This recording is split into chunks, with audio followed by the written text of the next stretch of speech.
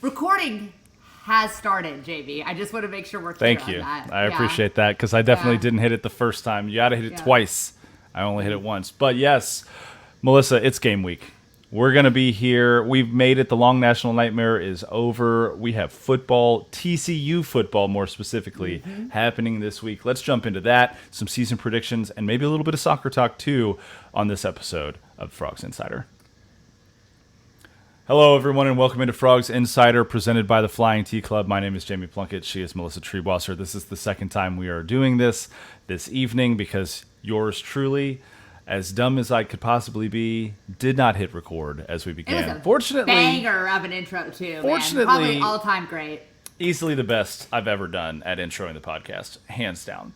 Fortunately, we didn't get too far in to the show before I realized my error. And we hadn't made any predictions yet. We hadn't done any win total over-unders yet. We had only talked about the first thing that we're going to end up talking about today, which is the coaching change that has happened on the TCU football staff in recent days. Before we get into that, though, Melissa, we are, in fact, partnered with the Flying T Club, and we do want to shout them out at the top of the show every week. FlyingTClub.com is where you can go to learn everything that you need to know about the NIL collective for Texas Christian University. They support over 110 student athletes. They are a 501c3 nonprofit, one of the few in the country that has managed to maintain that status. And that's because of all of the tremendous work they're doing in and around Fort Worth with various charities and organizations to support children and parents and other folks in and out of Fort Worth. Really cool organization, Flying T Club. Go to theflyingtclub.com.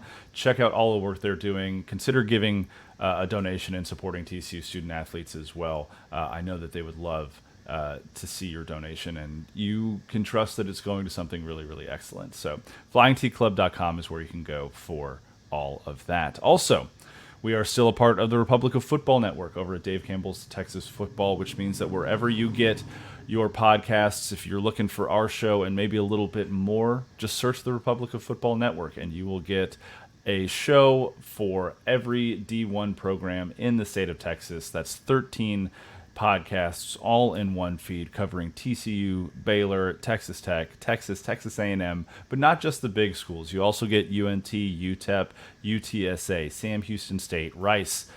Maybe there's a school in Dallas that they talk about too from time to time. And I'm glad you didn't include that with the big schools. Thank you. Yeah, they don't really fit in either after that game against Nevada. But it's a great way to stay informed, just not on TCU stuff, but across the Texas football landscape, which there's so much intersection. There's so many folks that are competing for recruits and everything that it might behoove you to go and listen to shows from other folks as well. Yeah.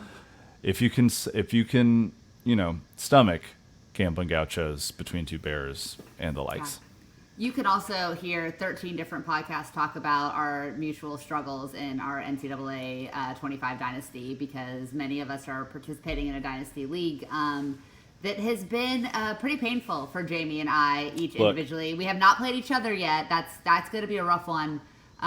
We will need to live stream that. Yeah, we will probably stream it. But I know Jamie. I know you're still recovering from playing Deontay Epps, which is I've been there, man. It's brutal. He's so 7-0. He might be 8-0 now. He's absolutely ruining everybody in this league. I think I lost 80-17 or something like that. Like he rocked my world. I threw 13 interceptions. I couldn't run the ball.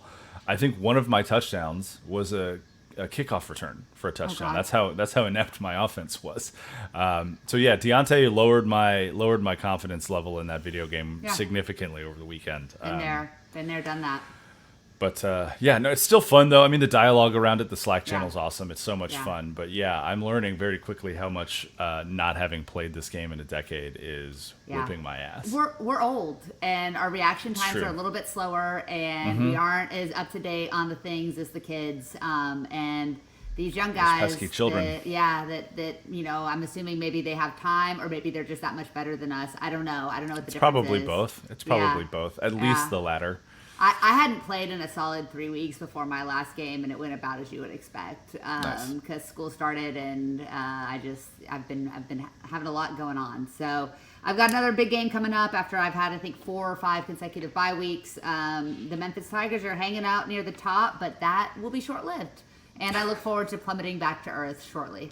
We'll see if that happens. Who knows? Memphis is a pretty good ball club over there. They got a pretty good head coach. I still have to control them, so that's like I've just given up on trying to throw a curl. Like I just won't do it anymore. It's an interception every single time. Just know your limits. Mine is passing, just generally. So or pass blocking, more specifically. That and I wish that because that's such a bad thing for me. I wish the run blocking was just a little bit better. Yeah. Well, you're not getting either, really. Yeah, and I think that where we both have struggled too is we seem to play these secondaries that manage to turn us over 17 or 18 times. Yet I never had the benefit of pick sixes or interceptions. It's never been. It's always the other way. And I had such a good segue. And the one we didn't record tonight for getting to this topic, and I've lost it, and I don't know where it went.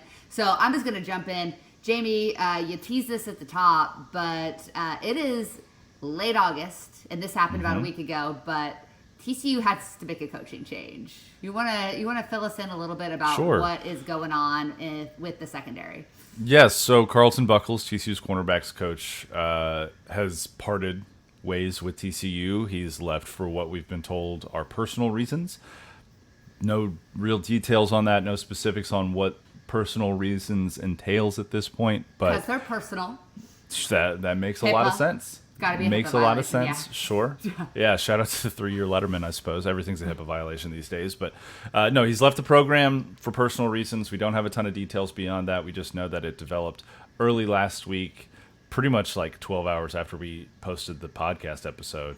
The news had broken. So, timing is always great with stuff like that. But yeah, so we are now entering game week of TCU's football season. They play Stanford now in roughly 5 days, depending on when you're listening to this. And they don't have their cornerbacks coach, who's been working with a unit that, Melissa, I think you and I both agree, was probably the biggest question mark on that side of the football, considering the injuries to Avery Helm and Vernon Glover. So it's not a lot of ways to spin this positive. I don't think it is a positive development to lose a position coach 10 days before the season begins. But if you do want to look for something good out of this situation, it's that the staff expansion that Sonny Dykes is committed to, the NCAA rule changes about who can actually coach players in more of a hands-on way, has in some ways prepared TCU to sustain this loss a little bit, at least.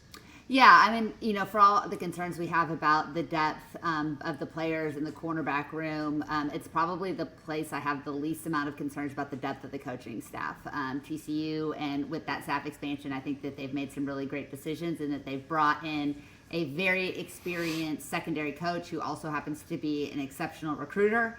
And they also have a former Horned Frog, a fan favorite, and a guy that we both really loved covering and loved seeing out on the practice field, serving as a GA this year. And so because of the new rules as far as how many coaches can be hands-on with players, you've got guys that have been in these guys' ears now for all of camp and for Julius Lewis going back to spring earlier this year. And so there will be maybe a voice change, but not necessarily a messaging change when it comes to having to replace Carlton Buckels. So they've already kind of moved to effectively do so. Tell us a little bit about Julius Brown, Jamie. Yeah, Juice Brown is going to kind of fill that cornerback's role this year. He was the corners coach at Washington for the last 2 years. We all know about Washington's run under Kalen DeBoer the last couple of years. Pretty decent defense throughout all of that as well. He was a big hand in recruiting for the Huskies and was also Kalen DeBoer's recruiting coordinator at Fresno State when DeBoer was still there. So he's got some chops. He's got some skins on the wall, both as a corners coach and as a recruiting coordinator that I think will help TCU this fall. It's nice to have a guy like him on staff. He was here as a defensive analyst starting in the spring. And to get him and to have him on staff in a situation like this can't be understated how good that turns out to be for TCU at this point, to have a guy who's capable, who's led cornerback rooms before stepping into that role. And like you mentioned, Julius Lewis, the GA, who played here in undergrad, who everyone loves, has been such a tremendous asset for Sonny Dykes and Andy Avalos, just in the way that he can coach guys from a hands-on experiential standpoint, knowing exactly where a guy needs to be, what his footwork needs to look like, which arm he needs to keep free in the running game, depending on how he's being blocked up. All of these different scenarios, we've seen Julius be very, very hands-on with the corners so far this fall and last spring, with getting guys right and getting guys where they need to be, both from a scheme standpoint and from a technical standpoint as well. So I do like that they have veteran leadership style guys that are capable of coaching this unit. Mm-hmm.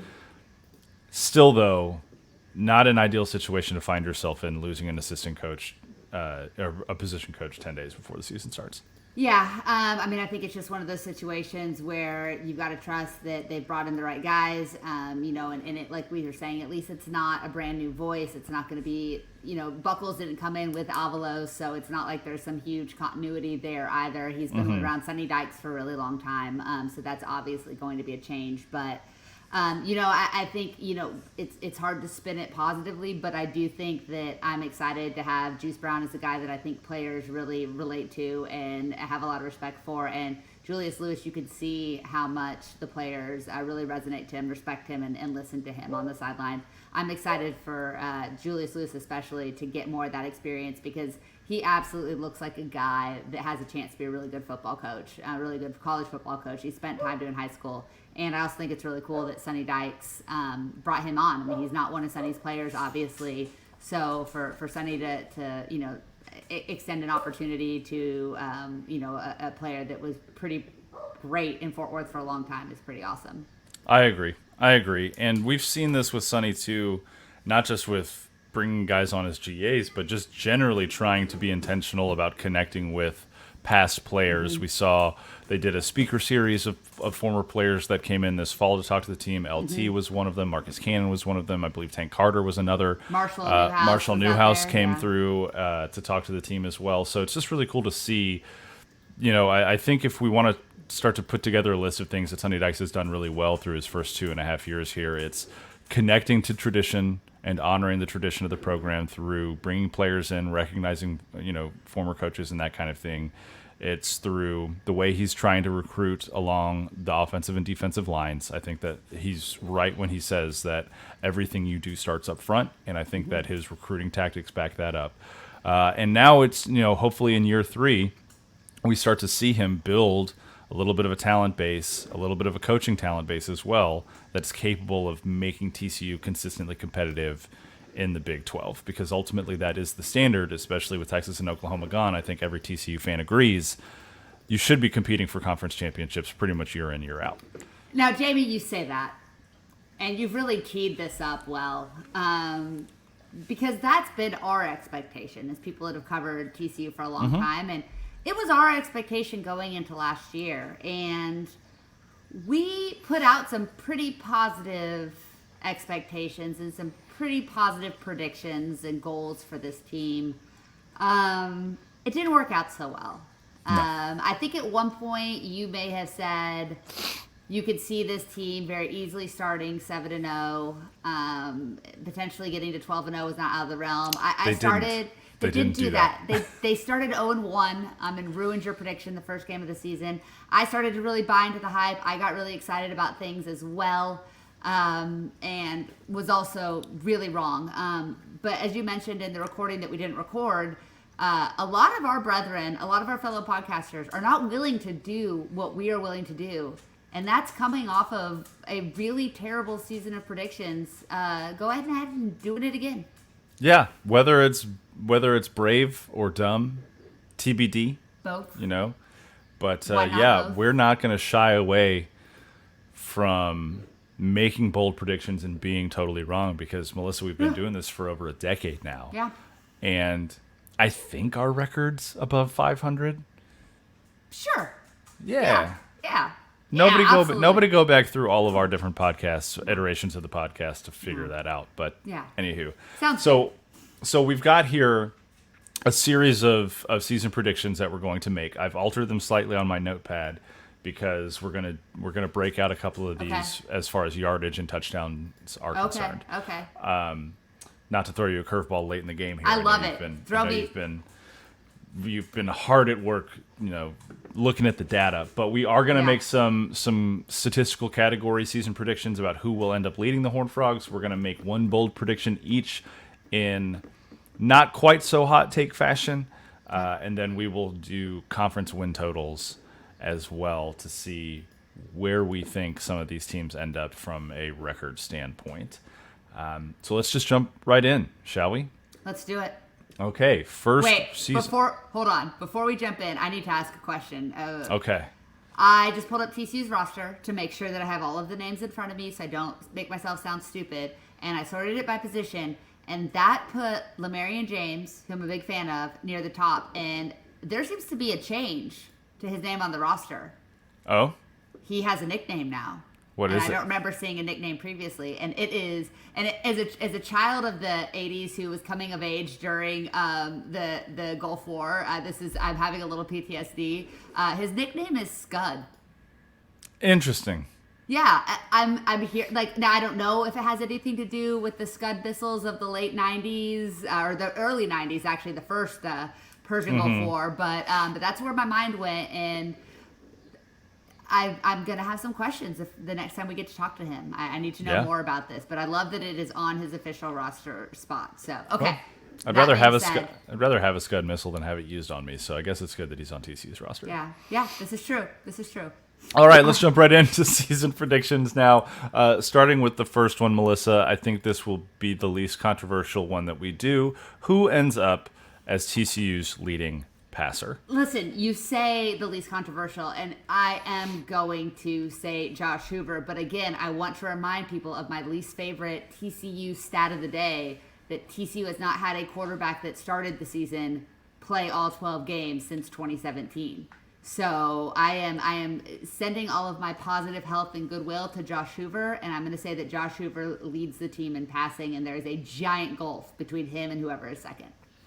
I agree with you. I do think that Josh Hoover ends up leading the team in passing this season, both in yardage and in touchdowns. I don't think it makes sense to pick different quarterbacks for either of those categories. Nope. Yes, I think this is the year that TCU breaks the curse, where they've suffered injuries at this position and have not had the same guy finish the season that began it. I like what I saw from Josh Hoover this year. I think he's a very capable quarterback. He's done a really good job of balancing that gunslinger, fearless mentality with being efficient and making the right decision. And now we have an opportunity on Friday night to see, will all of that practice translate into a game?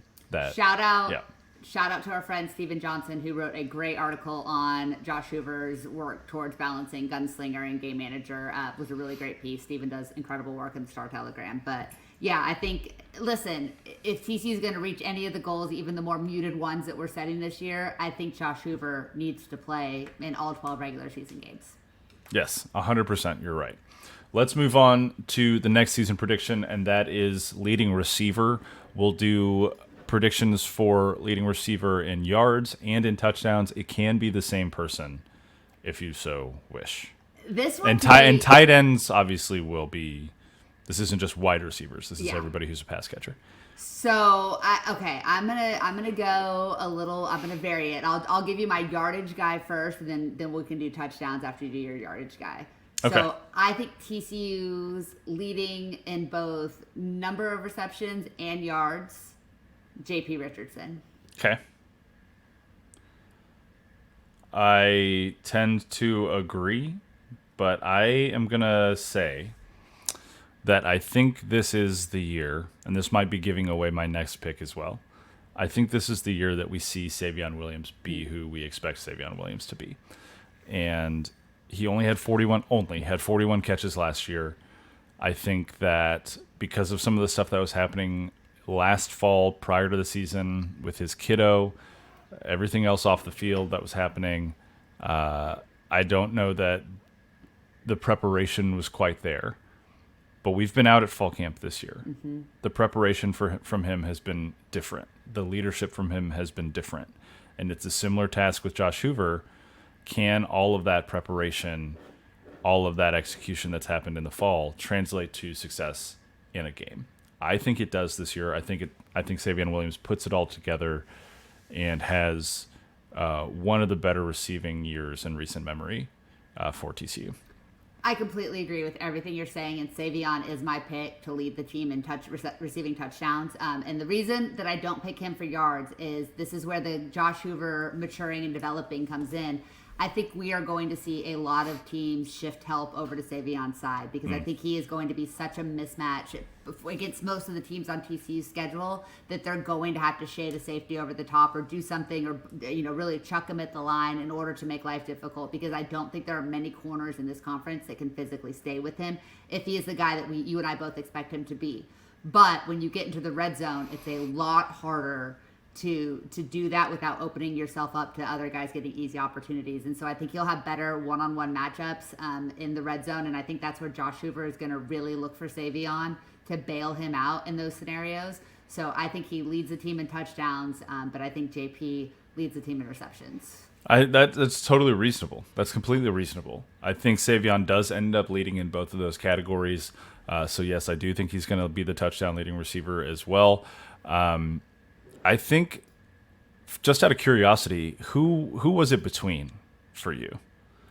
For Savion for touchdowns. Savion and I mean it's probably Savion and Drake Dabney, because I think we saw how comfortable Josh was with Jared Wiley in his starts and how he likes that, and I think that Kendall Briles likes that big target in the red zone as well. These are all also predicated on the fact of TCU becoming much more efficient in the red zone. Sure. Or none of these guys are going to lead anything. But Dabney probably would have been my second place. I also could definitely see a scenario where Eric McAllister is right up in that conversation as well. He probably honestly is probably between him and JP for yards. I think Savion's going to have a killer season, but I don't see him leading the team in yards for whatever. Yeah. Or maybe I'm just trying to be different. I don't know. We'll see. We'll see. I think for me, the touchdown conversation was between Savion and Eric McAllister.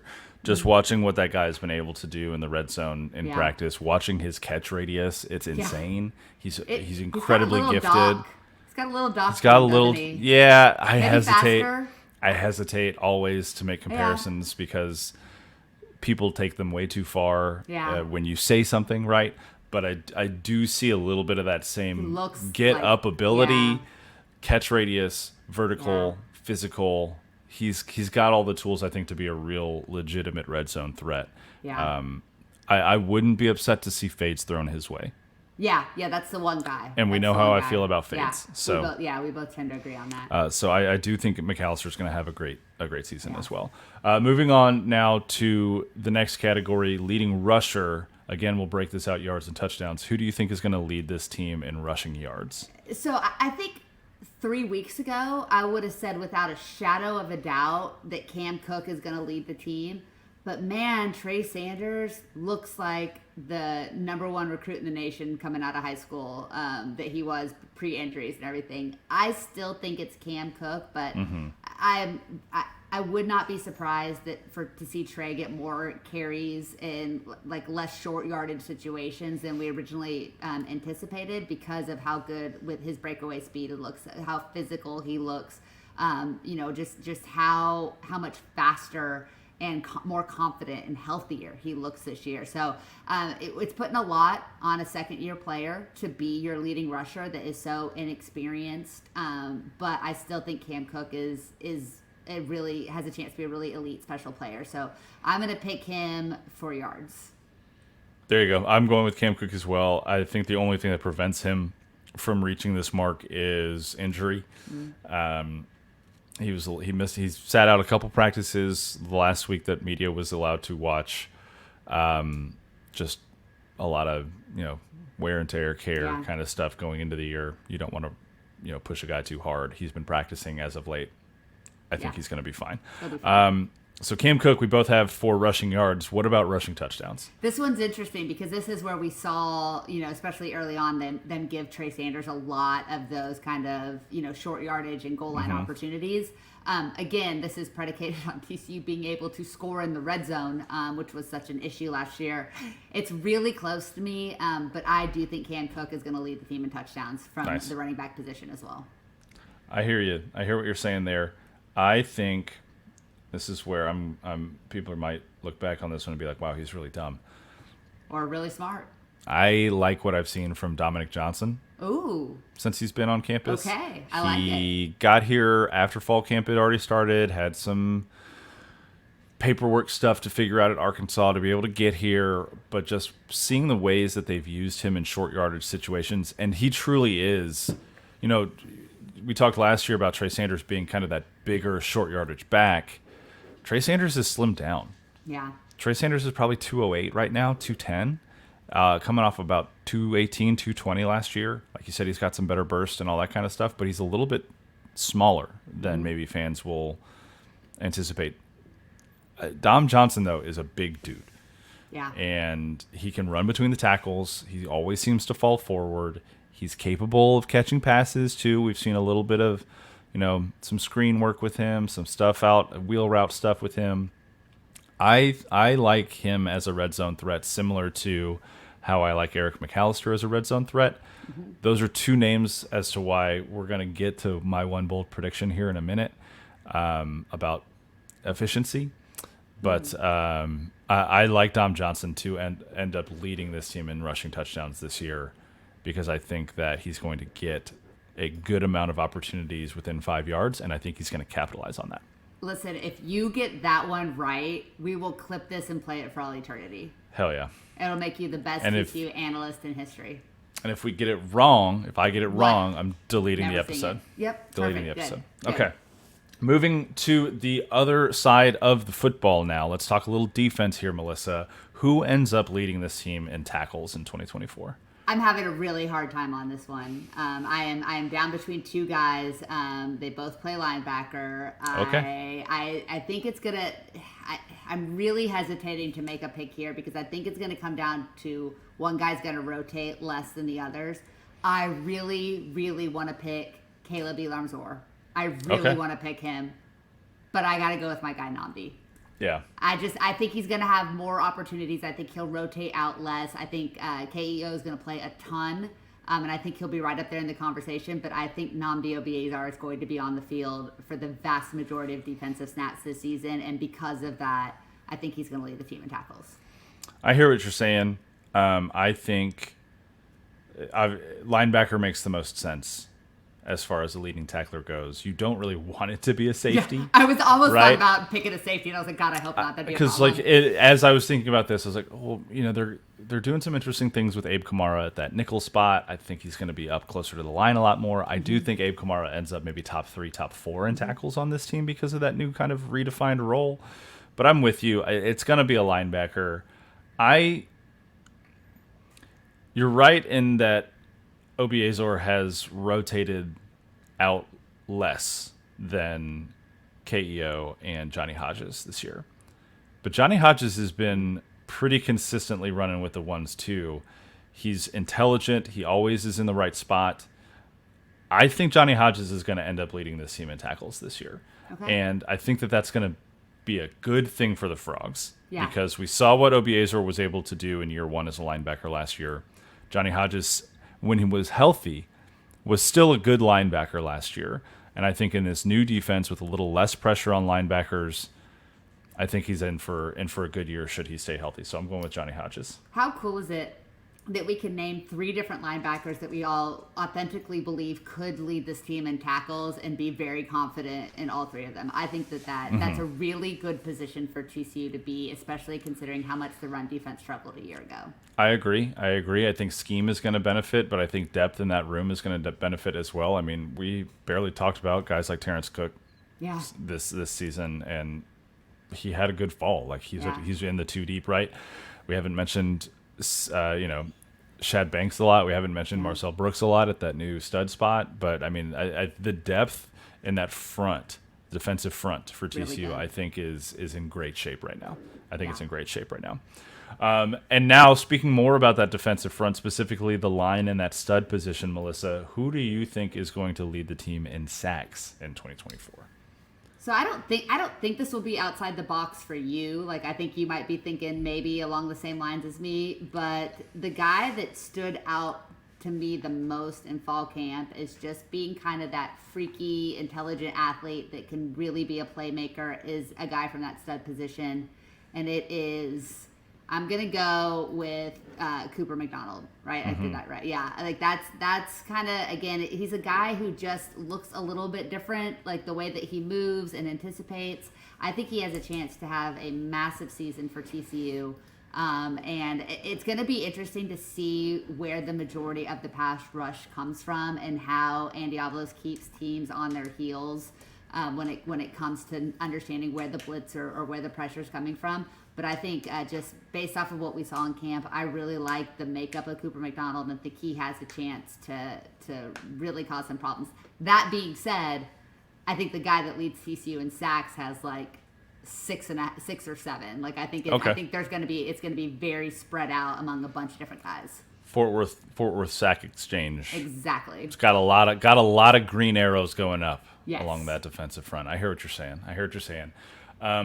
Now, I would have had he been healthy this spring and been participating fully, I don't think I would have hesitated in saying Paul Oyewale at that edge spot. I think he's one of the more physically gifted defensive linemen that TCU has on the roster right now. But he barely participated in any of the fall camp stuff that we got to see. Yeah. He was mostly in full pads, but he was also mostly on the bike. And that doesn't give me a lot of confidence that he's going to be ready week one to go full bore. And if you're going to be the sack leader on the team, you kind of got to come out of the gate pretty quickly, I think. I like the Cooper McDonald pick a lot. I think there are going to be moments, though, where the stud position, they move him to the boundary. Maybe they're in coverage a little bit on a running back, stuff like that. You take those opportunities away. Give me Devin Deal. Give me the Tulane transfer who had 12 sacks last year with Tulane. Brother Marcus Deal is on the inside of that line. He is an edge, though, Devin is. And I've liked what I've seen from him. He's strong. He's quick. He's given TCU's tackles a lot of problems this fall. And I want to see if that continues into the regular season. He's a guy who has a ton of snaps under his belt. He's got success at this position as well. And I think he's going to be a huge we're going to look back on this year, and I think Devin Deal is going to be one of the bigger portal adds that TCU made this offseason. So I love I'm going to go with Devin Deal. I love that pick. TCU sack leader. I agree with you though that I could see it being like 7.5. Yeah. Right. Like I don't know that we necessarily will have a double-digit sack leader on this team, but there could be 6 or 7 guys that have 6 or 7 sacks each, somewhere in that range. Yeah, I totally agree. I think that's a great pick, though. I think Deal has a chance to be really special. I agree with you there. All right, last stats prediction, Melissa. Who leads this team in interceptions this season? This is a tough one because first of all, it feels like TCU didn't get any interceptions last year. Like I know they had a handful, but they did not do much of that. You lose Avery Helm, Vernon Glover. You can't really account for them. But I Josh Newton. Yeah, Josh Newton, who's killing it in the pros. Great for him. Couldn't be happier. Mm-hmm. I think when you look at Avery Helm, looks a lot more confident this camp. He looks like he's had a really good camp. You can look at the safety. The safeties group is really, really deep. I think some of those guys could end up, having quite a few interceptions. We've talked about Jamel Johnson and, Abe Kamara, obviously, Bud Clark, of course. But I'm going to go with the guy we brought up here at the top of the thing. And if you're going to put Scud in your official roster name, you are going to be causing some problems for people. And I really like, and I think I'm also being colored a little bit by how good he is in NCAA 25 for my 100%. TCU dynasty. And so maybe I'm just like wishful thinking here. But give me Lamarian Scud James, the ODU transfer, to lead the team in interceptions this year. I love it. And I mean, I think if he does, that means TCU's had a good season from a secondary standpoint. I'm going to go with the OG. 5 years on the roster. pick six in the Fiesta Bowl. Biggest, brightest smile on the roster. Maybe ever. Back there patrolling that safety spot, Bud Clark. I think he's going to have a really strong year after a down year in 2023. Pretty much everybody in the secondary had a down year last season because they were trying to cover for 8-9 seconds at a time. But I think this is a good bounce back year for Bud Clark. I think he ends up leading the team in interceptions, and I think it's a good number. I think, we talk about sacks, a low sack number being 6 or 7. I think he could get that many in interceptions this year, and that'd be a very impressive. We saw the hot take about Bud Clark winning the Thorpe. I think that puts him in the Thorpe conversation. If he has here like if he has 7 interceptions, he's in the Thorpe convo, and he's looking at potentially being a day 2 draft pick. And I would be here for both of those things. There is hardly a more lovable guy on this TCU roster than Bud Clark. Yeah, fully agree with you. All right, Melissa. Let's reset real quick and then jump into the second part of our predictions episode. We are the Frogs Insider Podcast presented by the Flying T Club. You can go learn more about TCU's NIL Collective by going to flyingtclub.com. You'll be able to see how you can contribute to their efforts in working both with TCU student athletes and with organizations in and around Fort Worth. They do a ton of really great work. They are a 501c3 nonprofit, which means that any gift you give is a tax write-off as well. Just something to think about. So shout out to the Flying T Club for their partnership with us, and shout out to them because we're going to be able to bring you so much student athlete centric content this season. Very, very much looking forward to that. Also, don't forget that you can find us wherever you get your podcasts by searching the Republic of Football Network. We are a part of that network in conjunction with Dave Campbell's Texas Football and the other 12 really, really great podcasts that make up that network. All right, Melissa. I don't know if I'm ready for this. I don't know if I'm ready for this one, Jamie. We're not going to fully dive in. This won't be. It'll be a nice little middle ground between rapid fire and 5 to 10 minute conversation about each of these. But I do want us to put on record some win total predictions. Okay. I think you whipped my ass in this last year. I was good last year. You were very good last year. Yeah, I really believed in Kansas, and it was only me. I did not believe in Oklahoma State at all. I think I took the under on 5.5. Yeah, and I felt really vindicated when they lost 33-7 out of the gate to South Alabama, and then Mike Gundy just did Mike Gundy things. But we're going to do win totals for all the Big 12 teams. We've got quite a few to get through now because there are, in fact, 16 teams in the conference now. So let's start. We're just going to go in alphabetical order. Let's start with Arizona. Their win total that I found was 8. I'm going under. You're going under? I'm going under. I love Fafita. I love the wide receiver. I do not know another player on that roster, and that defense has a ton of turnover. That offensive line, I believe, also had quite a bit of turnover, and a whole brand new coaching staff. So I think Arizona is one of those teams that's a little overrated going into the season, and I do think that they will put up a ton of points, but it'll be hard for them to win 8 games. I think they get to 8, so maybe call it a push. I'm going to go ahead and just say over, treating this kind of like 7.5. But I think when you have an experienced quarterback, and you're going to hear me say similar things about Utah and Oklahoma State, when you have an experienced quarterback, if you can keep them healthy, typically you will be all right. And I like what they've got. I don't think they have a ton of depth, and so if injuries bear out, this could go sideways pretty quickly. But I like Brent Brennan. I like this offense. I like what Arizona brings back at the top of their roster. So give me the over there.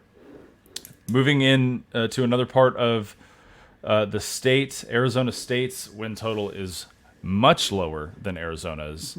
Kenny Dillingham is fighting an uphill battle with the Sun Devils. Their total is at 4.5. Melissa, what you got?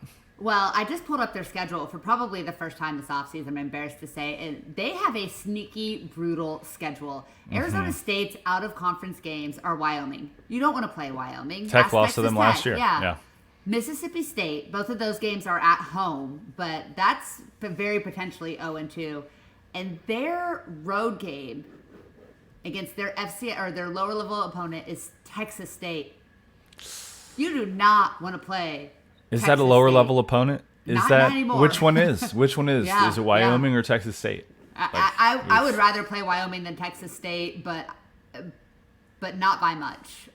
So I think that Arizona State might fall on the under. I mean, the games that they will be favored in, they have to go on the road to Cincinnati. So even though the Bearcats aren't very good, they have to go on the road. They get BYU at home, but they're at Arizona, at Kansas State, at Oklahoma State, at Texas Tech, at Texas State. This is a brutal schedule. Arizona State's going to have a hard year. Yeah, they are. I agree with you. I'm taking the under. I think that they can maybe get to 4, but I don't see a way that they can get to 5. Yeah. Melissa, the next team up is Baylor. Their line is set at 5.5. Interesting year for the Bears. Dave Aranda very much on the hot seat. How are we feeling about Baylor and 5.5? I think they're gonna I think they're gonna get to 5. I don't think they're getting above 5. They have some winnable. They get Tarleton at home, Air Force at home. That should be a couple of wins there. But it's gonna come down to probably on the road at Colorado, on the road at Texas Tech, on the road at Houston. It's probably gonna make or break Baylor's ability to get to a bowl. They probably need to win at least one, possibly 2 of those to have a chance. So I think they'll be close. I think Baylor's gonna be better than we think, but I still don't know that they're good enough to get to 6 wins with that schedule. So I'm tempted to take the over, but I'm going to go under. Oh, I can see 4. Yeah. Right, and maybe. I mean, 5. I could talk myself into 5. Tarleton State, Air Force, Colorado, BYU. I think those 4 are winnable. Yeah. You talk about the home games they've got. They've got TCU at home. They've got Oklahoma State at home. They've got Kansas at home. Those are all 3 not favorable matchups for the Bears. Mm-hmm. I think Houston, you're right, could get them to 5. I don't see 6. I don't see 6 for this team. So I think I'm also going to go under. I want to try and be opposite of you as much as possible to make this not so boring, but I just don't see 6 in Baylor's future. And I think that if they don't get to 5, we're talking about bye Dave Aranda. Yeah, I think you could see it happening as soon as that road trip to Colorado on September 21st. Like if they lose to Colorado, I think he's done. GJ Kitty, come on, up or down? I'm not sure geographically. North, both in terms of moving up to a Power 4 and geographically. Come on up. Moving up. Speaking of up in the mountains, BYU, in their second year in the Big 12, has a 4.5 win total this season, Melissa. Oof. What are you feeling about the Cougs? I feel like the Cougs and Arizona State are going to be everybody's homecoming game this year. I feel bad for them. I think, they've got at SMU, at Wyoming, out of conference. Like, what are you thinking? They'll have Southern on Illinois the road, home. both of those both games of those as well. are on the road. Those are probably both losses. I don't think BYU is getting to that 4.5. And I hate it because at what point will Kalani Sitake be put on the hot seat as well? And he is one of the most likable people in college football. But I think BYU has a difficult schedule. Several of their home games are against tough opponents too. So I think it's going to be a tough year again for the Cougs. I agree with you. I'm also going under for all the reasons that you stated. This is the most boring thing so far. Yep. We've only diverted on one, and that was Arizona. Maybe we'll find ourselves on opposite sides here though. Central Florida, UCF, 7.5. Have you seen their schedule? Yet. Yes, I am so high on UCF, which means they're either going to win the conference or win 4 games. There will be no in between. I think they hit the over. I've put it out there into the ethos that I do think that they are an absolute contender to make the Big 12 championship game in Arlington. I expect this team to cause all types of problems for people that play them. I am very concerned about playing them in September, but I'm glad we get them early. So I take the over. I would not be shocked at all to see them win 9 or 10 games. I'm looking at their schedule, and they have to go on the road to TCU. They have to go on the road to Florida, a team that they have beaten several times in recent years. Yep.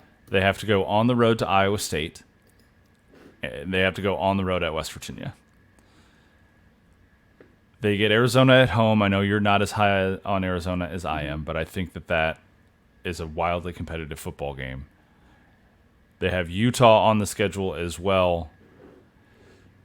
I mean, I think 7, maybe 8, which is a bummer because they're 7.5. Yep. And so, oh gosh, 7-5 just seems too low.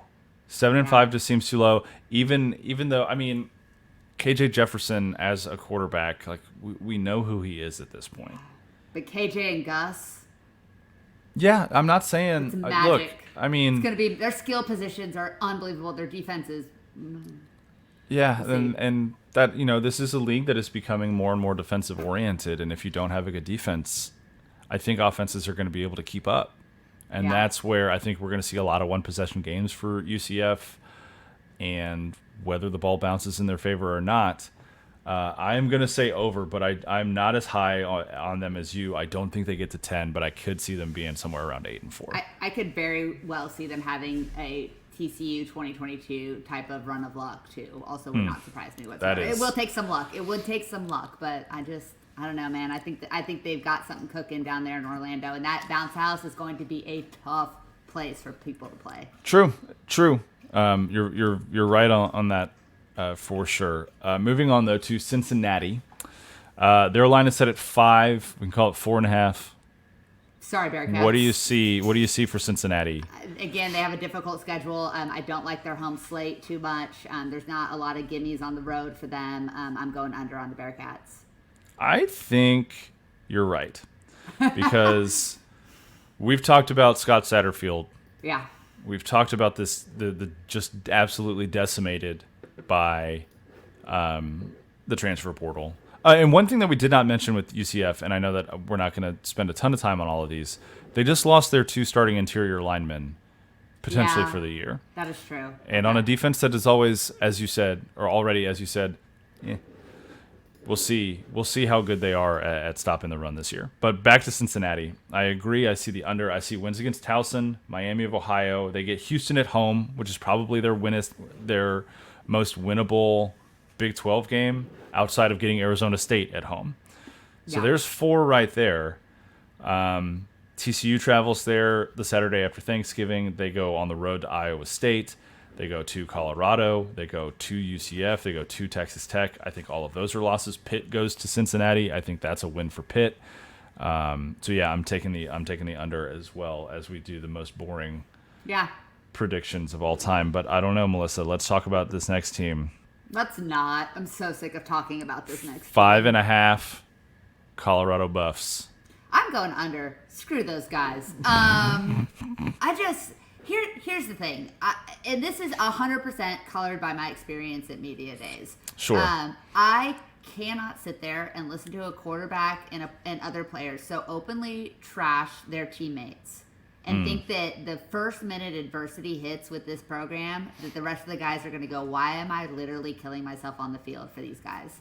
I don't think, for all of his talk about building culture and doing all of the positivity and raising young men, there's very little that comes out of Deion Sanders' mouth that aligns with the values he's supposedly imbuing in his program. And we've seen that now for over a year. I also am absolutely abhorrently disgusted by him banning local beat reporters from press conferences. And again, I don't know the whole story, but from everything I've seen, there is not this reporter has not done something disingenuous or downright awful. He's just been critical of the program, and he's banned guys that have not even for the work they've done, but for the organizations they work for. I think that's bad for journalism. I think it's bad for college football. You and I have both worked so hard to get in those rooms and know how important it is to be able to do your job at the highest level. And for people who make their living writing about a local team to not be allowed to ask questions or attend press conferences or whatever else is so unprofessional. And I'm sick of the circus. I apologize again to all of America for letting Deion Sanders come in and beat TCU a year ago. But I don't see this team being able to overcome adversity because I don't think that they're a team. And I feel, I might be wrong, and maybe they'll be great and good for them, whatever. But at the end of the day, I can't bring myself to root for this program or to find a lot of opportunities for them to be successful on the field this fall based on their schedule, not just my personal feelings. Sure. I think it's 5.5. I do think Colorado ends up bowl eligible. I do. I think Travis Hunter, if he stays healthy, will be in the Heisman conversation down the road. Shedeur Sanders is a good quarterback. Yeah. For all his personality faults, for all the other stuff, I think he is one of the better quarterbacks in the Big 12 this year. Worried about their offensive line, worried about the secondary on defense outside of Travis Hunter, but they've got some good wide receivers. I think they've got the juice to make some noise to the tune of like 6-6. They do also have an out-of-conference. They host North Dakota State. They're going to Nebraska that seems to have all kinds of life and energy around Dylan Raiola. They still won't be great, but that'll be a tough game for Colorado. And then at Colorado State, and we saw how chaotic that game was a year ago. Insane. Colorado State brought back a lot of dudes. They did. So they did. They could very well start 0-3 or 1-2, and what will happen both at the top and throughout the program if that's the case. I mean, but you're could right. also, the talent is there. Absolutely. They could also start 4-0, getting those 3 wins and then beating Baylor at home the next week. And, they host Cincinnati at home. They go on the road to some pretty tough teams late. They visit Colorado, or they visit Kansas. They host Utah and Oklahoma State. But I could see them in a weird world, beating Arizona. I know you're low on them. So I'm gonna take the over on Colorado, but I don't. I'm on Arizona. I'm not low. I mean, you took the under. I did. I mean, it is a high win total, but I do think Colorado gets bowl eligible. I think they get to 6 this year. Moving to the next team, Houston, sitting there at 3.5 wins. Melissa, what's your thought on Houston this year? Oh, God. Houston, I mean, poor Houston. I think Willie Fritz is going to bring some confidence and some just a little – they'll be a lot better this year than they were a season ago. I'm vamping a little bit as I pull up their schedule. But I don't know if that will be enough. And I think that they have a chance. They go to Oklahoma in the preseason. What were they thinking? But they open with UNLV, and Rice is their other out of conference game. They lost to Rice last year. They did. I think they'll be better this year. So I think they have a chance to win 2 of their first 3. They go to Cincinnati. That's a very winnable road game for the Cougars. I think their depth just isn't quite there yet. I think they won't be quite the pushover they were a season ago. I still think the under, but the under with a lot of hope for the future. So 3, less than 3.5. So 3 at most. God, 3. Man. I see if they get 2 wins in the preseason. They still need 2 in the Big 12. They'd still need 2 in the Big 12. Because they're not beating Oklahoma. No, they're not beating Oklahoma. And I think the only other winnable games they have are both road games. They're at Cincinnati and at BYU. Well, yeah, and Baylor it's at home, I guess, would be the sure. other one. Yeah, it's not like they have a terribly good home field advantage anyways. No, that's right? true. But going on the road is, for a team that doesn't have a lot of depth is always a challenge.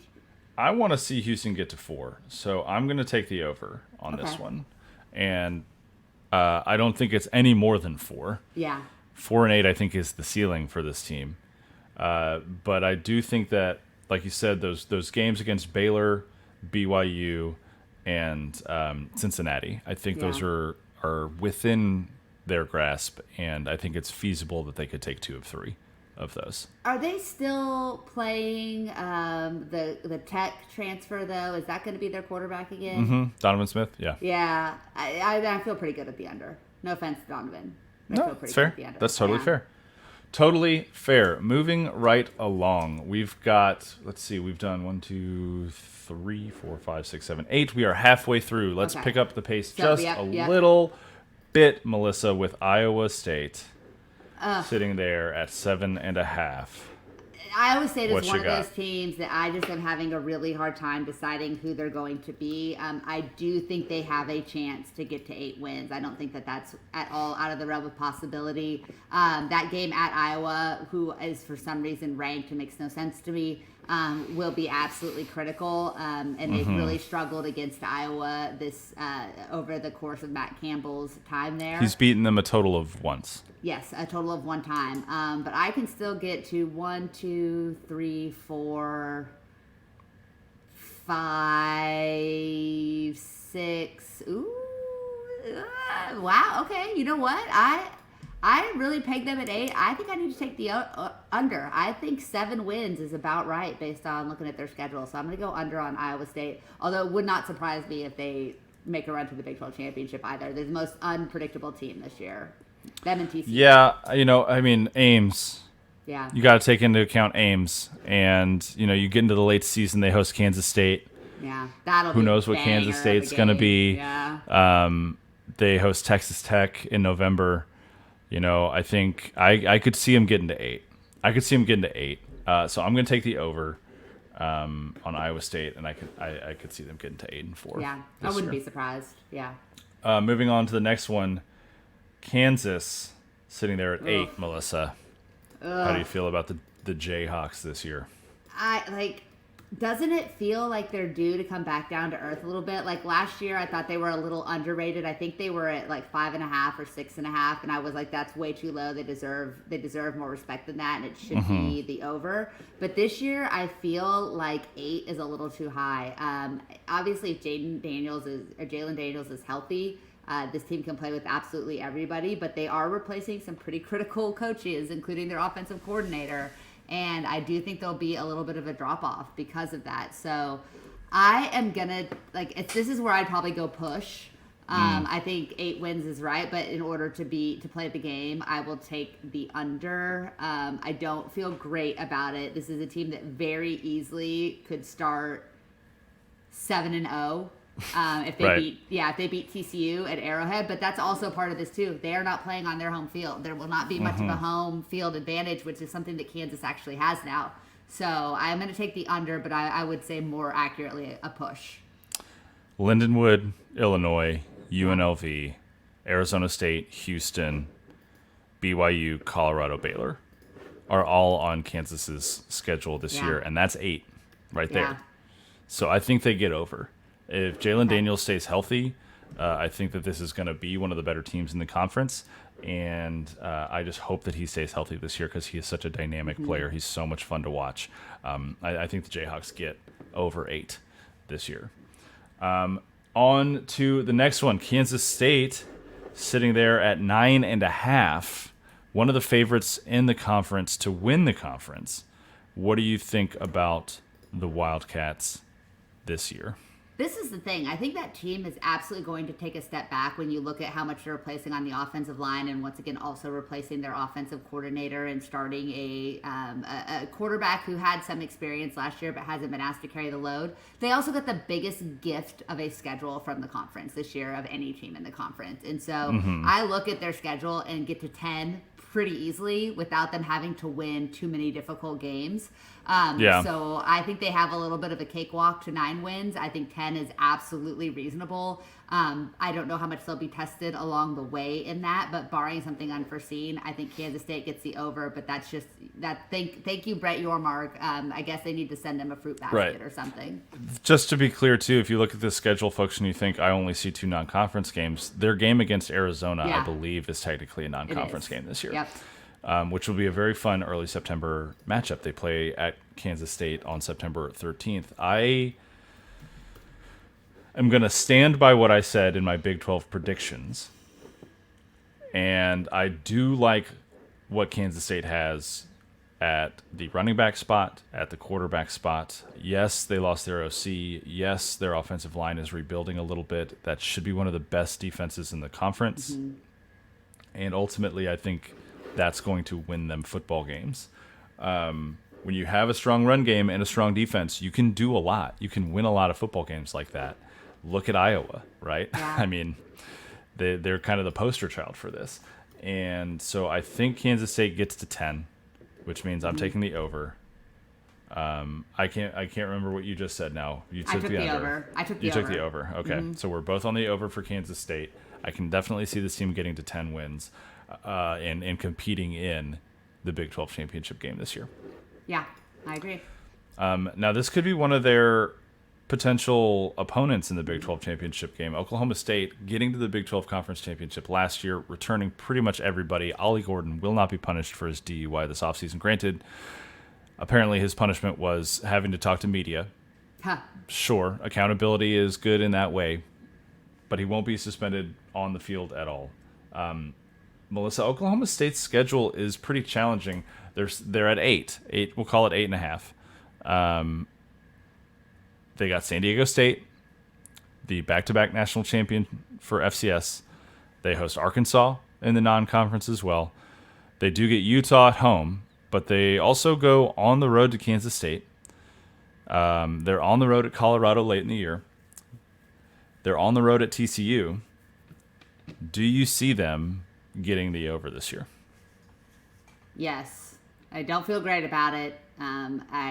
It's hard to look at their AARP quarterback and think yes, but I do think Oklahoma State gets the over. I think it's not hard for me to find 9 on their schedule, even though I think that they got their toughest games at home, and Stillwater is a very intimidating environment. Those students are literally on top of you, so I think that they can do it. Now, I also will say this as a caveat, though I'm going to pick the over. One of these highly rated teams is going to fall off, and I think it's much more likely it's Oklahoma State than it is Kansas State. Yes. They looking at their schedule, it's not the most challenging.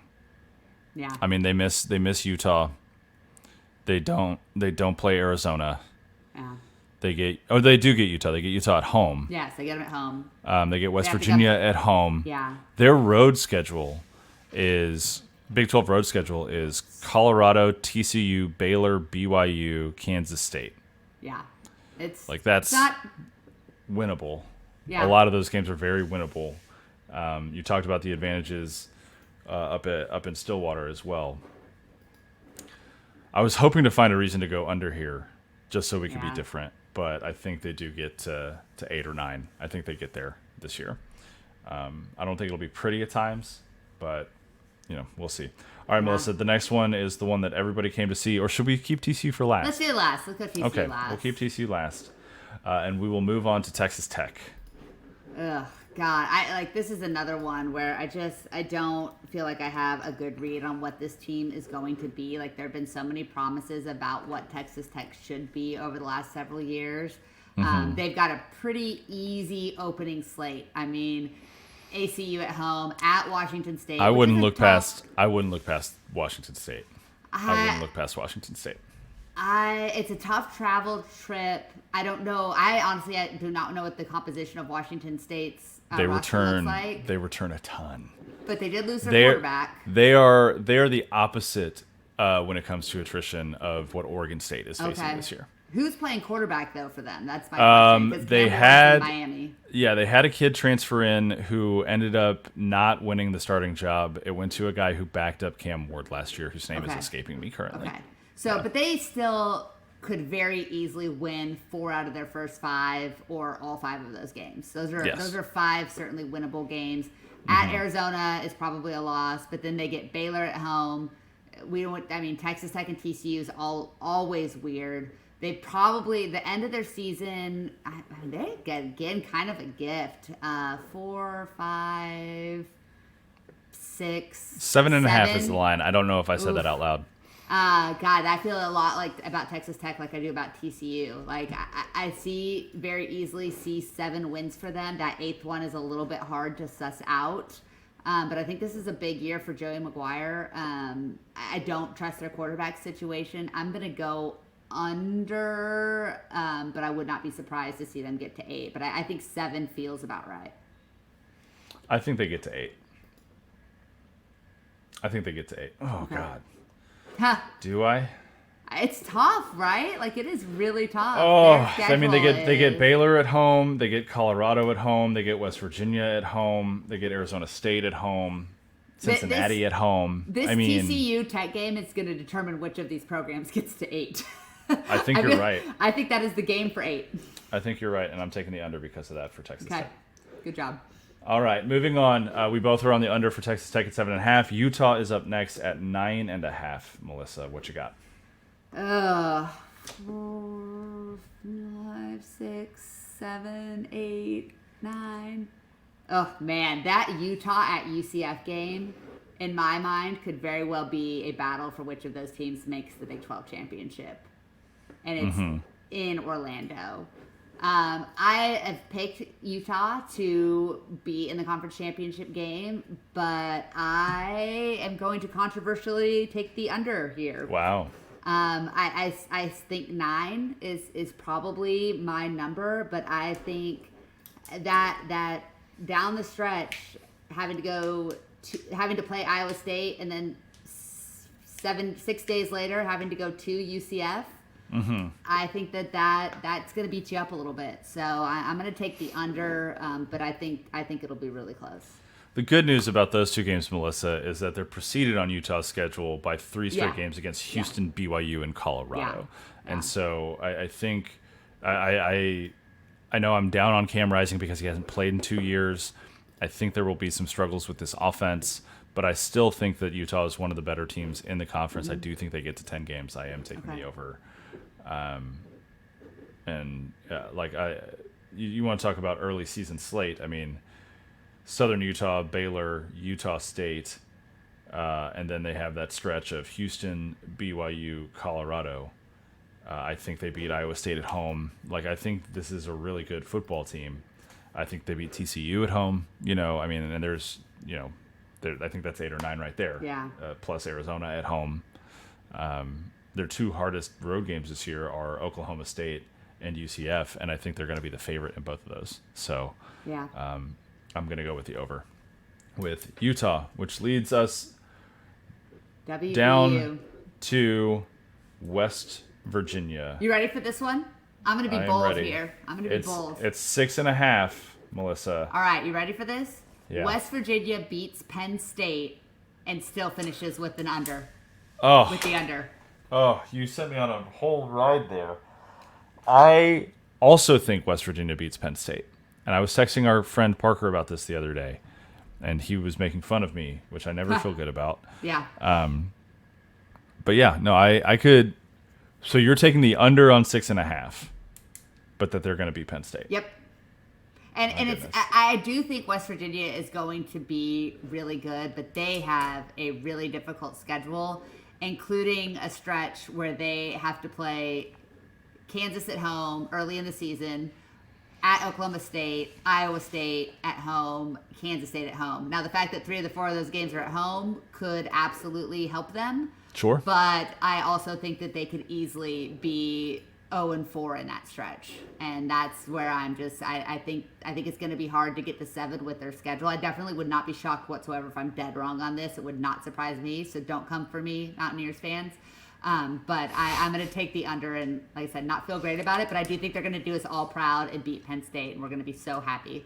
I mean, I look at that schedule, and my first instinct, not thinking about Penn State as a win, was maybe 3. Wow. 3 wins. Wow.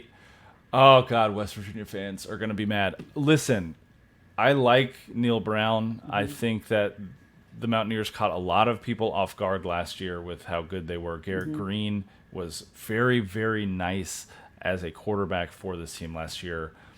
I don't think you can catch people off guard like that 2 years in a row doing the same kinds of things that West Virginia did last year. Yeah. Right? They beat TCU last year because TCU missed 4 field goals. And couldn't get a yard on 3rd and 1. Couldn't, right? TCU didn't score in the second half. West Virginia scored 3 points, I believe, and won that football game. You're not going to get away with stuff like that in the Big 12 this year. I don't see the vision. The buyout for Neil Brown is lower after his 1-year contract extension. I think he's fighting for his job in the same way that Dave Aranda is fighting for his job, and I don't think he gets to 7. This is 6.5, so he could still qualify for a bowl with this, but I don't think West Virginia gets to 7. I'm taking the under. All right, Melissa, that brings us back to the TCU Horned Frogs. The line is set at 7.5 wins this year. Give me what I've said on record many times what I think about this team, so I think people know what my pick is going to be. But what are you going to think, or what are you going to say about the Horned Frogs? I think there's a reason that Vegas always wins, because 7.5 feels like the most impossible line for this team to pick. Yeah. As everybody that has asked me about TCU has gotten the same answer from me, I feel like I expect 7 wins, but they should get to 8. Anything less than that is unacceptable. Then 7 is unacceptable in my opinion. Anything more than that, it would take a lot of things going our way. But like we said earlier, I think it's going to come down to that Texas Tech game, and that game is in Fort Worth.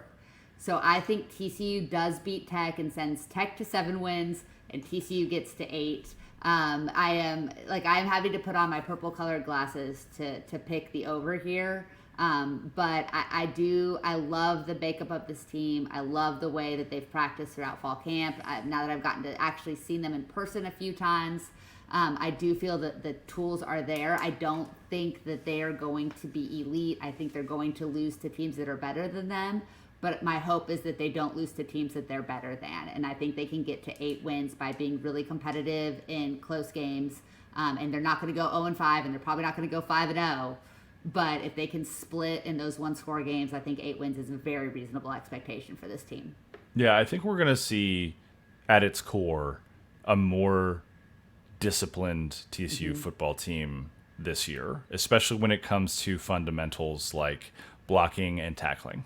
Yeah, And, yeah, just those right, minor and things. and it's it can be written off as so simplistic, but the reality of football is that if you don't block well and you don't tackle well, you're going to lose a lot of football games, and that's what happened last year. Yeah. TCU could not block in the run game last year to save their life, and the run game suffered, and that's part of the reason TCU was so inefficient in the red zone, is because they had to throw the ball on situations like 3rd and 2 because they couldn't trust the blocking up front to get them 2 yards. I think that shifts this year. I think that they're much more confident in this run blocking this year. I think they're much more confident in this defensive scheme that Andy Avalos has brought in. They've done tackling drills every single day, which, again, sounds basic and fundamental, but is something that was not consistently seen at TCU practices last fall. I did not see them practicing tackling nearly as much last year as I have this year. Says a lot. Which says a lot. It says a lot. And I think when you're a disciplined football team, when you have, not by any opinion, but by standardized rating processes from places like 24/7 and On3, one of the more talented rosters in the Big 12, you should be winning the majority of your conference games. Yeah. If you're disciplined and more talented, you will win more often than not. And I think that bears out for TCU this year. I've said on the record many, many times, I think 8-4 is the number. That's what I'm sticking with, which means I'm taking the over here. I could see a world where if things really come together, 9 or 10. But I'm saying 8-4, and am hoping to see, being proven wrong because I was too low. Yeah, that would be an amazing thing to after getting reamed for overestimating TCU a year ago, for us to underestimate them this year and get reamed for that instead. Would be nice. Would be nice. Would be We skipped over a section. That's my fault, Melissa. One bold prediction. Let's do that real quick before we hop into soccer talk here. What's your one bold prediction for this year? And just for the listener, this could be anything. This does not have to be TCU related. This is just college football prediction. What you got? I am going to make the bold prediction that out of the 16 teams in the Big 12, 6 of them replace their quarterback at some point this season. Wow. Whether it's for injury or performance reasons, there are so many question marks at that position in this conference. There are a couple really well-established players as well. But I think we are going to have some young or unheralded players come up and take jobs that we are not anticipating right now. And we see that, by mid-October, there are 6 guys starting for Big 12 teams that did not start game 1. Interesting. I like that a lot. That a lot. My bold prediction, I've teased it earlier, is TCU related. I think TCU's efficiency numbers, especially in the red zone on offense, jumped tremendously this year. I think they will be, at the end of the season, a top 30 team in red zone efficiency for the reasons that I've already stated. I think the run game is in much better shape. I think run blocking is in much better shape. I think Josh Hoover stays healthy and they have a consistent quarterback presence. I like the offensive weapons on the outside much more from a depth perspective than I did last year. Perspective than I did last year. I like it. And so I think that we do see a nice efficiency jump from TCU's offense this year, barring injuries, obviously. But I would not be shocked to see a top 30 red zone efficient offense this year from TCU. I love to see it. I'm going to add one other little thing too. TCU's second leading passer, Savion Williams. Wow, we should have included that in the hot takes episode. Yeah. Because it's going to be Haas. It's going to be Haas. But you know For who touchdowns. it's really Touchdowns. Second leading touchdown thrower. Jesus. Okay. Yeah. I'm gonna need to go process that offline for a little bit. Awesome. That is all of our season predictions and our bold prediction as well as win totals.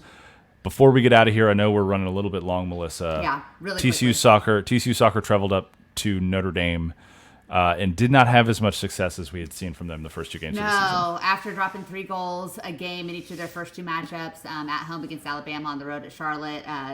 Listen, they just got smoked. Notre Dame played really, really well. They started things off one of their freshmen. They have so many talented freshmen and sophomores. I mean, just a banger of a goal. Like bent it in. It was absolutely beautiful. One of those where Ray Cartwright and I were on Twitter. It's kind of like, you got to tip your cap. Like, that's all you got to do. That kind of set the tone. Frogs just really struggled. I think that they controlled the possession. They got a lot of good shots. They just could not finish a goal. So the looks were there. The offense was working. They just couldn't finish. You're going to have days like that. So it was certainly disappointing. But I mean, that is a very, very good Notre Dame team. This ended up being a top 15 matchup. I'm not worried about TCU's long-term futures because of that. They come back home. It'll be a purple out Thursday night. They host Central Michigan. It's the camp match, which is always fun. So there'll be lots of little kids in the stands and on the field. This is a great atmosphere, a great program to support. Don't get discouraged by today's results. Get out there Thursday night, support the team, kick off your amazing TCU athletics weekend. There's a scrimmage Friday night. I think SMU volleyball is coming to town. I think that's this. Oh, you know what? That's right. They're playing TCU volleyball. Sorry, is playing Oklahoma. They're in Nebraska this weekend. It was last Friday that was the scrimmage against SMU. But we are in a full weekend of athletics. So start the week right. Get out to TCU soccer. Support those women. That's a really talented, really likable team. I think they'll bounce back and have a really good game against Central Michigan. I think so too. I'm looking forward to seeing how they respond to a loss like this. I think they're going to do well. Yeah. This is also, Melissa, the first of our in-season schedule for the show. So this will be the first week where we have 2 episodes dropping. This one's obviously dropping on Monday morning. Our preview episode for Stanford will drop on Thursday morning, so you'll have all of the up-to-date info about TCU with matchups against Stanford. I will be providing more of a numbers look. Melissa will be interviewing kind of a behind-the-enemy lines situation, talking to someone up there in the Stanford media about this matchup. We'll also be doing some around the horn stuff to just look at, all of these scores of games that Melissa just mentioned. Have they already happened? Then yeah, I'm gonna mention those scores as well, and we'll make sure to keep you up to date on everything that's happening around the world of TCU athletics. One more time, head over to flyingtclub.com and make sure that you are paying attention to what TCU's NIL Collective is doing as far as supporting student athletes and organizations in and around Fort Worth. Big thank you to Dave Campbell's Texas Football. Like and subscribe wherever you get the show. Oh, Melissa, Jamie. YouTube channel update. Yes. Oh, no. At the time of this recording. It's so good to do this in the 119th minute of the show. Yeah. But at the time of this recording, TCU is at Frogs Insider's YouTube channel is at 470 subscribers. Gosh. Okay. Which so means we're we have 30 away. By the just to refresh folks, Melissa and I said we would do something if we hit 500 subscribers on the YouTube channel by kickoff of the TCU Stanford game. 30 away. That means you have until Friday night, depending on your time zone, Central Time, 9:30 p.m. to get over to the YouTube channel and subscribe if you haven't already, or to tell a buddy, hey, pull out your phone real quick, subscribe to the Frogs Insider channel on YouTube. We will do smelling salts on our recap episode for Stanford if we get to 500. If we don't get to 500, we might just delete the channel. I don't know. I think we might have to do these live together. That might need to be a live together situation, Jamie. That might need to be like post-game LIU or something. I think. Breaking news, I won't be here for the LIU game. So like post-game UCF. Yeah. I think I think the payout needs to be earlier than that because I want to set more goals. I want to set more goals for us to like eat spicy stuff. Because you haven't really done all the spicy stuff like I have, and so we may need to loop you in on that if you're doing some smelling salts. Listen, if we're gonna talk about that, then I think you still owe us a T-shirt covered in ketchup too. But you know what? That's I will chew on some cloth covered in ketchup if that's what gets the people going. But I will say this: get us to 500 by this kickoff of TCU Stanford, so that we can do some smelling salts. And if we get to 500, we'll also be, we got the partnership with Flying Tea Club. We're going to be doing so much over there on that channel this year. You're not going to want to miss out on it. And I'll be honest, there's only so much you can get in audio format. So if you want to see some of these interviews with student athletes, if you want to see some of the practice clips that we've been posting and some post-game clips that we'll be throwing up after games this year, you're going to want to be engaged over on the YouTube channel as well. So go ahead and hit that subscribe button over there. Ring the bell. Make sure you get all of those notifications. And with that, Melissa, this is our longest episode so far this year. Whew. So we're going to go ahead and shut it down. Get ready for this preview that's coming up later this week. But until then, go Frogs. Go Frogs.